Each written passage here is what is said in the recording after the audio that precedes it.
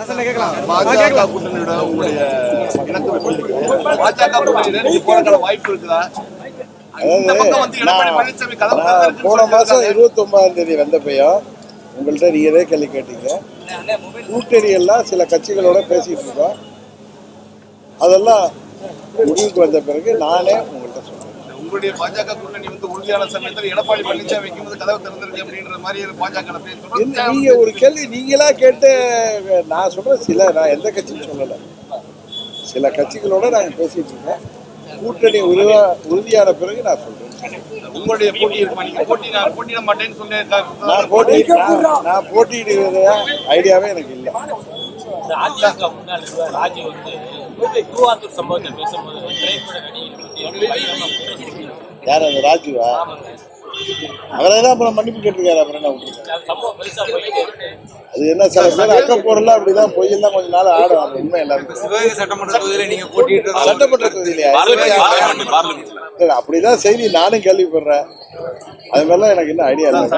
தேர்தலில் போட்டியிடணுமாங்கிறதே இன்னும் நான் முடிவெடுக்கல. அதுதான் சொன்னேன். நான் போட்டியிடலைன்னு சொன்னதுக்கு காரணம் இன்னும் முடிவெடுக்கல. ஏன்னா எங்கள் நிர்வாகிகள் எல்லாரும் நான் போட்டியிடணும்னு விரும்புகிறாங்க. அவர்கள் வார்த்தையை நான் வந்து அதுக்கு மரியாதை கொடுக்க வேண்டியிருக்கு. அதே தனிப்பட்ட முறையில் எனக்கு விருப்பம் இல்லை. அதனால நான் இதெல்லாம் பரிசீலித்து முடிவு செய்யலான்னு இருக்கேன். 39 தொகுதியில் எந்த தொகுதியில் வேணாலும் போட்டிடலாம். அப்படி முடிவு செய்யலாம். சட்டம் ஒழுங்கு பிரச்சனை வந்து எல்லா ஆட்சியும் நடக்கிற பிரச்சனை தான். அது ஒரு பிரச்சனையே கிடையாது. அது வந்து சும்மா வந்து எதிர்கட்சிகள் பேசுற பேச்சுக்காக பேசுறாங்களுடைய எல்லா ஆட்சியிலுமே சட்டம் ஒழுங்கு பிரச்சனை இருக்கிறதா செய்யும். சட்டம் ஒழுங்கு பிரச்சனை அங்கொன்று இங்கொன்று இருக்கிறது இருக்கும். ஆனால் இப்போ சிவகங்கை மாவட்டத்தில் உங்கள் மாவட்டத்தில் இதே மாதிரி பெரிய திருட்டு, கொடுமையான தாக்கி கொலைகள், இந்த எனக்கு தெரிஞ்சு இந்த 2 வருஷத்துலேயே நிறைய நகைகள், வீட்டில் இருக்க முதியவர்கள், பெண்கள், குழந்தைகள் எல்லாம் தாக்கி யார் அதை செய்தாங்கன்னு தெரியாத அளவுக்கு மக்கள் எல்லாம் பீதி அடைந்து இரவில் வெளியில் போக முடியாத அளவு உங்கள் மாவட்டத்திலே இருக்குது. இதெல்லாம் பெரிய அளவில் இல்லைன்னு அவங்க சொன்னாங்கன்னா அவங்க இங்கே வந்து இருந்தாங்கன்னா தெரியும். போலீஸ் காவல்லாம் இல்லாமல் சரியாக எங்கேயாவது ஒரு கிராமத்தில் வீட்டில் இருந்தாங்கன்னா அவர் சொல்கிறவங்க இயற்கை நிலையை யதார்த்த நிலையை உணர்ந்த பிறகு உண்மையை போய் உணர்வாங்க. சாதாரண மேயர் தேர்தலே வந்து இந்த சீட்டுகளை வாக்குச்சீட்டுகளை திருத்தி வந்து ஓட்டு பண்ணி ஆட்சிக்கு வந்தது பிஜேபி. இப்போ பார்லிமெண்ட் எலெக்ஷன்ல இந்த அளவுக்கு வந்து ஊழல் பண்ணுறதுக்கான வாய்ப்புகள் இருக்கு அப்படின்ற ஒரு குற்றச்சாட்டு ஒன்று இருக்கு. யார் வைக்கிறா? எல்லாமே எதிர்கட்சிகள் கூட வைக்கிறாங்க. எதிர்கட்சியெல்லாம் ஏதோ பயத்தில் தான். யாரும் நீங்கள் முன்ன சொல்கிறப்ப நாங்கள் தேர்தல் தோல்வியப்ப சில பூத்தில் வந்து 0 வந்திருக்கு. அது என்னன்னு தெரியல. ஏன்னா அங்கே எங்களுக்கு பூத் முகவர் இருக்காங்க, எங்கள் வாக்காளர் இருக்காங்க, நிர்வாகி இருக்கேன்னு சொன்னப்ப தோத்துட்டு ஏதோ பேசுகிறாங்கன்னாங்க. அதாவது தோல்வி பயத்தில் யார் வேணாலும் பேசலாம்.